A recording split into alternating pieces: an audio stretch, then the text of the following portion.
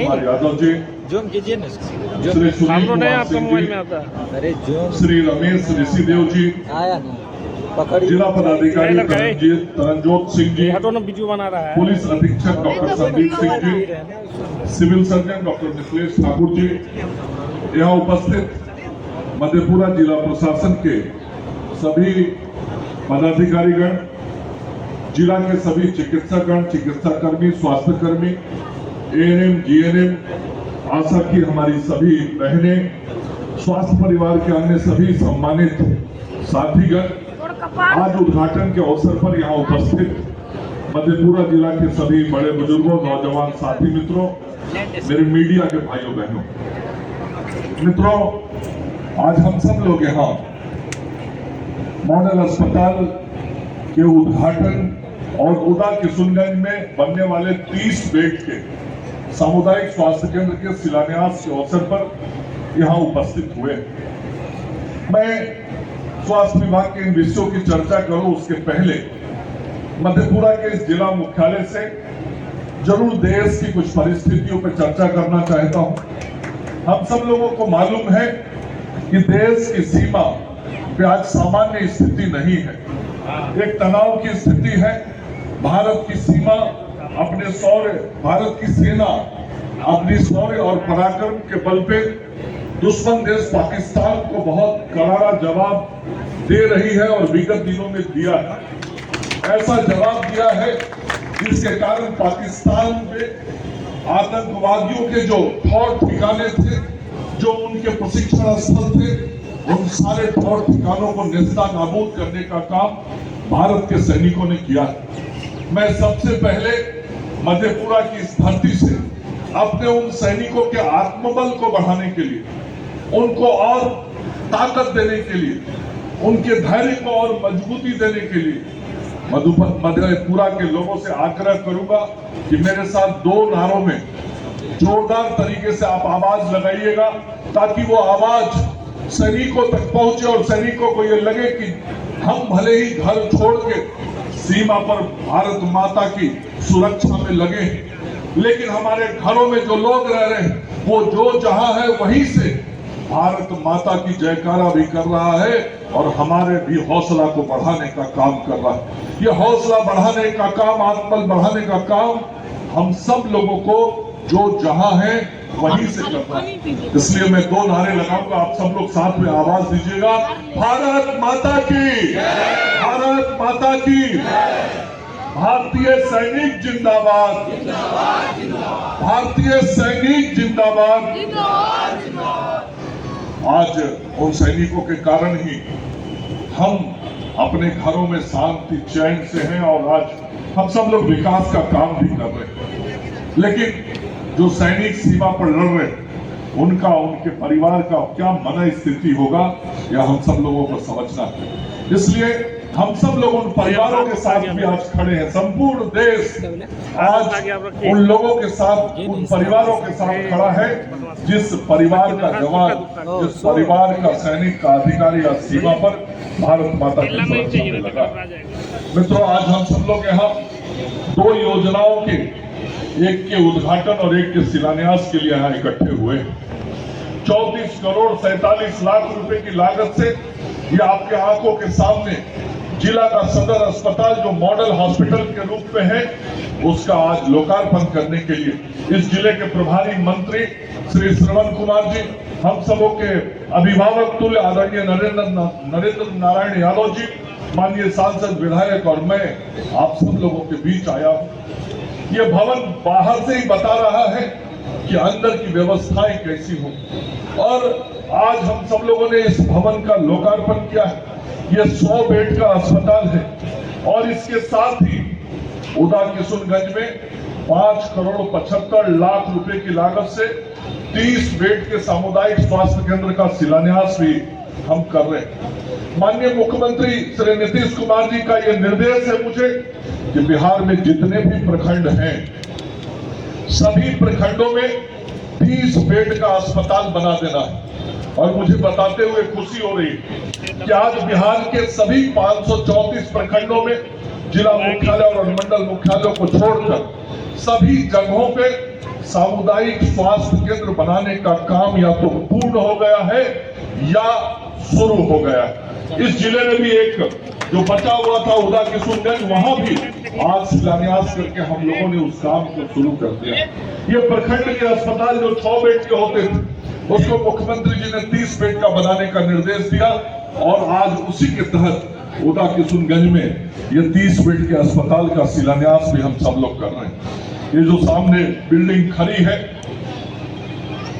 सदर अस्पताल की, इस 100 बेड के अस्पताल में 10 बेड आयुष के होंगे, 8 बेड आईसीयू के होंगे।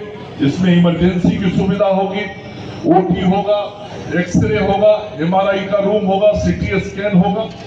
इसके अतिरिक्त इसमें मेडिकल गैस पाइपलाइन की व्यवस्था होगी, नर्स कॉल सिस्टम है, फायर सिस्टम है। जो भी आधुनिक सुविधाएं एक अस्पताल के अंदर दी जा सकती हैं वो सभी सुविधाएं इस मॉडल अस्पताल में रखी गई।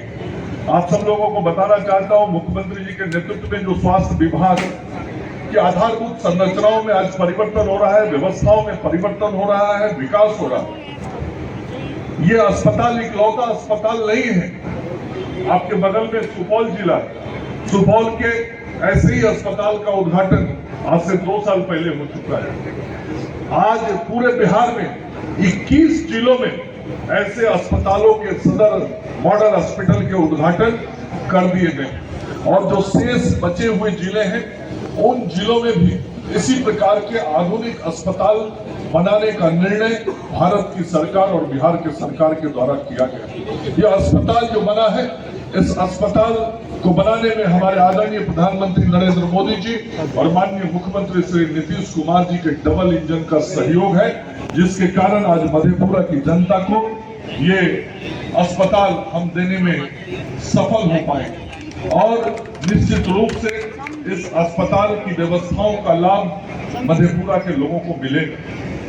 हम केवल सदर अस्पताल तक व्यवस्थाओं को ठीक नहीं कर रहे, आज अनुमंडल अस्पतालों के भी आधारभूत संरचनाओं को ऐसा ही ठीक किया गया है।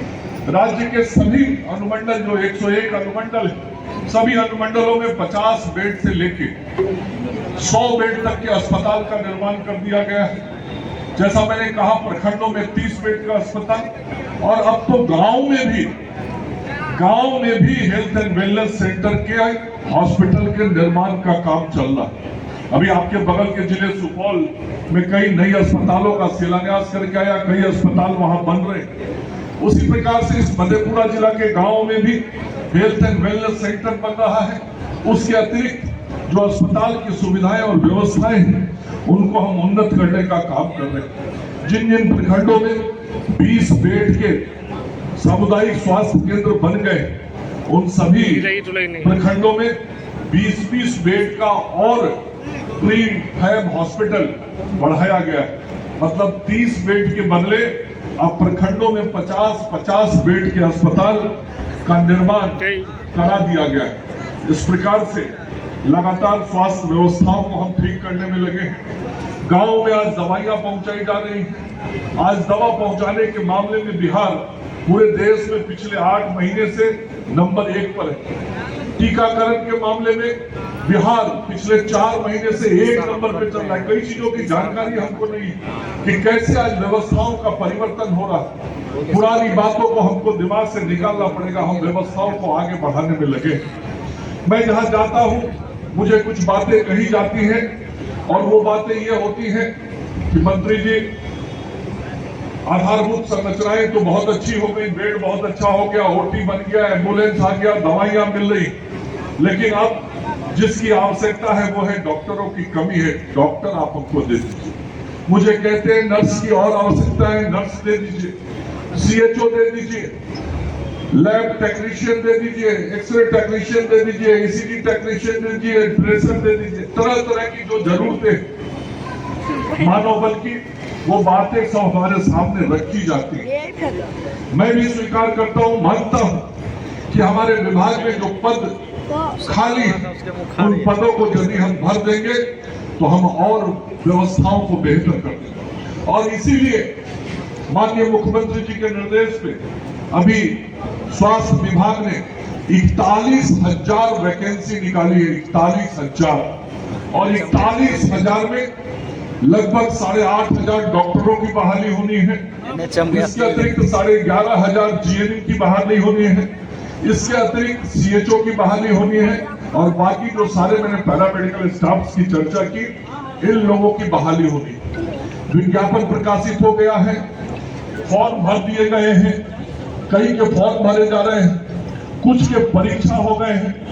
आयुष चिकित्सक की भी बहाली होने वाली है, डेंटिस्ट की भी बहाली होने वाली है, डेंटिस्टों की बहाली की तो परीक्षा भी हो गए। तो अब धीरे धीरे परिणाम आना शुरू हो जाएगा। ये जो अलग अलग नियुक्तियों की प्रक्रिया चल रही है, परीक्षाएं चल रही है, सभी के परिणाम अगले 15-20 दिन में आने लगेंगे और अगले 2 से 3 महीने के अंदर बिहार के स्वास्थ्य विभाग के विभिन्न अस्पतालों में डॉक्टर भी और ज्यादा दिखाई पड़ेंगे, विशेषज्ञ डॉक्टर भी दिखाई पड़ेंगे, आयुष डॉक्टर भी और ज्यादा दिखाई पड़ेंगे, दंत चिकित्सक भी पहले से थे और ज्यादा दिखाई पड़ेंगे, नर्सेज दिखाई पड़ेंगी और पारा मेडिकल स्टाफ भी दिखाई पड़ेंगे। इस काम को हम सब लोग बहुत तेजी के साथ कर रहे हैं और मुझे पूरा विश्वास है कि इन लोगों की नियुक्ति के बाद मैं जो बिहार में घूमता हूं और लोग जिस चीज का आग्रह अनुरोध करते हैं, उस काम को हम सब लोग पूरा कर देंगे और जो मानव बल की आज कमी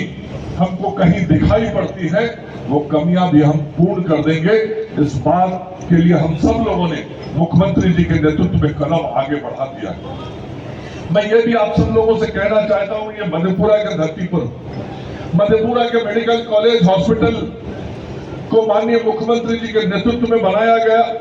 मैं स्वयं मुख्यमंत्री जी के साथ था जब Jannayak Karpoori Thakur medical college hospital का उद्घाटन हुआ और मेरी लगातार कोशिश रहती है कि उस अस्पताल की व्यवस्था और प्रबंधन को मैं ठीक करूं। कई प्रकार की शिकायतें मुझे मिलती रहती हैं, लेकिन आज मैं मधेपुरा की धरती पर आके जरूर कहना चाहता हूं कि जननायक कर्पूरी ठाकुर मेडिकल कॉलेज की अस्पताल की प्रबंधन की व्यवस्था को बेहतर करने के लिए अब यदि कुछ कठोर निर्णय भी लेने पड़ेंगे तो माननीय मुख्यमंत्री जी के नेतृत्व में वो कठोर निर्णय भी हम लेंगे, क्योंकि हमने जनता की सेवा का संकल्प लिया। अभी नरेंद्र नारायण यादव जी भी उस अस्पताल के बारे में बता रहे थे। सभी लोग उस अस्पताल का आधारभूत संरचनाओं को देखते 800 करोड़ रुपया लगा के हम लोगों ने उसको बनाया। मैं बार बार अपने चिकित्सकों से भी आग्रह करता हूं, जिन लोगों को सेवा में वहां लगाया गया है वो सभी चिकित्सक वहां के सेवा दें। लेकिन जनता की जो शिकायत मिलती है, मंत्री के नाते मुझे उस शिकायत का निवारण करना है। इसलिए मैं कह रहा हूं कि हम उस अस्पताल की व्यवस्था को और बेहतर करने के लिए जो कुछ भी निर्णय लेने होंगे हम सब माननीय मुख्यमंत्री जी से चर्चा करके वो करेंगे, लेकिन उस अस्पताल की भी व्यवस्था को और हमको बेहतर करना है। आज जो इस अस्पताल का मैं उद्घाटन कर रहा हूं, मैं आज ही स्पष्ट करना चाहता हूं, मैंने आपको बताया कि यहाँ पे कौन कौन सी सुविधाएं इस अस्पताल के अंदर दी जाएंगी। ये सारी जो सुविधाएं दी जाएंगी, उन सुविधाओं के लिए इस अस्पताल में आवश्यक उपकरणों का इंस्टॉलेशन कराना होगा और उन उपकरणों के इक्विपमेंट के इंस्टॉलेशन होंगे, तभी यहाँ पे इस अस्पताल में जो हमको मरीजों को सुविधाएं देनी है वो सुविधाएं हम शुरू कर पाएंगे। तो आज ही मैंने सिविल सर्जन और बीएमएसआईसीएल दोनों के अधिकारी से बात की। अगले 30 दिन, आज यहाँ 16 तारीख है, 15 जून से इस अस्पताल के भवन के अंदर लोगों को सुविधाएं भी मिलनी शुरू हो जाएंगी। ये भी बात मैं आज स्पष्ट कर देना चाहता हूँ। नहीं तो मीडिया के हमारे साथी 1 सप्ताह के बाद कहेंगे अभी तो काम नहीं शुरू हो। इसमें शुरू करने के लिए जो सारा उपकरण इत्यादि व्यवस्था सब खड़ा करना है, वो सारी चीजें अब कल से होनी शुरू हो जाएंगी। आज इसका उद्घाटन हो गया, तो 15 जून से हम इस सदर मॉडल हॉस्पिटल में लोगों को सेवा देना भी प्रारंभ कर देंगे। लगातार हम व्यवस्थाओं को बेहतर करने में लगे हुए। हमारे मुख्यमंत्री और प्रधानमंत्री जी का ये प्रयास है, ये इच्छा है कि हम गांव के गरीबों को, आम लोगों को स्वास्थ्य सुविधाएं दें। इसलिए अस्पताल भी बनवा रहे हैं, एम्बुलेंसों की भी व्यवस्था की है, नियुक्ति भी कर रहे हैं, दवाइयां भी पहुंचा रहे हैं और टीकाकरण भी कर रहे हैं। सब काम कर रहे हैं और सब काम करने के साथ साथ व्यवस्थाओं की मॉनिटरिंग भी हम सब लोग लगातार कर रहे हैं ताकि आम लोगों को यह सुविधा मिले। इसके अतिरिक्त फिर भी किसी गरीब को कोई कठिनाई नहीं हो, बढ़िया से बढ़िया इलाज कराने के लिए कहीं प्राइवेट हॉस्पिटल में मधेपुरा से बाहर भी जाना पड़े, बिहार से बाहर भी जाना पड़े, तो जितने भी लोगों को राशन कार्ड बिहार की सरकार ने उपलब्ध कराया है, सभी राशन कार्ड धारियों को 5 लाख रुपए तक का मुफ्त में इलाज कराने का व्यवस्था नरेंद्र मोदी जी और नीतीश कुमार जी ने किया है। और उसका लाभ मधेपुरा के लोगों को भी मिल रहा है। 3 करोड़ 75 लाख आयुष्मान कार्ड हमने इस बिहार के अंदर वितरित कर दिए। मैं मधेपुरा के लोगों से भी कहना चाहता हूँ, अभी भी यदि किसी के घर में राशन कार्ड है लेकिन उसने आयुष्मान कार्ड नहीं बनाया है, तो मेरा हाथ जोड़ के निवेदन होगा कि वैसे सभी परिवार के लोग, सभी लोग अपना आयुष्मान कार्ड जरूर बनवा लें, ताकि जरूरत पड़ने पे देश के किसी भी अस्पताल में 5 लाख रुपया तक का मुफ्त में उनका इलाज कराया जा सकेगा। पैसा लेके जाने की जरूरत नहीं पड़ेगी, किसी को जमीन और जेवर गिरवी रख के और बेच के अस्पताल में इलाज कराने के लिए जाने की जरूरत नहीं पड़ेगी, बैग और थैले में रुपया लेके जाने की जरूरत नहीं पड़ेगी। पॉकेट में एक आयुष्मान कार्ड लेके जाएगा और देश के बड़े बड़े अस्पताल से 5 लाख रुपया तक का इलाज करा के आएगा। इसकी गारंटी नरेंद्र मोदी और नीतीश कुमार जी। ये काम आज हम लोग कर रहे हैं, गरीबों की सीधी सेवा कर रहे हैं और इस सेवा भाव के साथ हम लोग आगे बढ़े हैं। हम सब लोगों ने माननीय मुख्यमंत्री जी के नेतृत्व में बिहार के नौजवानों को ये कहा था कि हम 10 लाख सरकारी नौकरी देने का काम करेंगे और अभी तक 10,60,000 से अधिक सरकारी नौकरी हम लोग दे चुके हैं। और हमारा वायदा है कि चुनाव में जब हम वोट मांगने आएंगे उसके पहले 12 लाख सरकारी नौकरी नौजवानों को दे के वोट मांगने आएंगे। हम लोगों ने कहा था 20 लाख नौजवानों को रोजगार देने का काम करेंगे। अभी तक 25 लाख नौजवानों को बिहार की सरकार ने विभिन्न विभागों और विभिन्न विभागों के कार्यक्रमों के माध्यम से रोजगार देने और दिलाने का काम किया है। हमने जो कहा है उससे ज्यादा किया है, उससे ज्यादा करेंगे। फिर भी हमारी रफ्तार रुकने वाली नहीं है, लक्ष्य हमारा यही नहीं रुकने वाला, हमारे कदम आगे बढ़ते जाएंगे। और ये डबल इंजन की जो सरकार नीतीश कुमार जी और नरेंद्र मोदी जी के नेतृत्व में चल रही है, यह बिहार की जनता की सेवा आगे भी और तेज गति से करती रहेगी। हम स्वास्थ्य सेवा के क्षेत्र में भी अपनी व्यवस्थाओं को और बेहतर करते रहेंगे और सुविधाओं का विस्तार करते रहेंगे। हम स्वस्थ बिहार बनाएंगे, क्योंकि स्वस्थ बिहार ही समृद्ध और आत्मनिर्भर बिहार का आधार होगा। आइए हम सब लोग मिलकर इस स्वस्थ बिहार, समृद्ध बिहार और आत्मनिर्भर बिहार बनाने में अपना अपना योगदान दें। आप सब लोगों का बहुत बहुत धन्यवाद। नमस्कार, जय हिंद, जय भारत। धन्यवाद।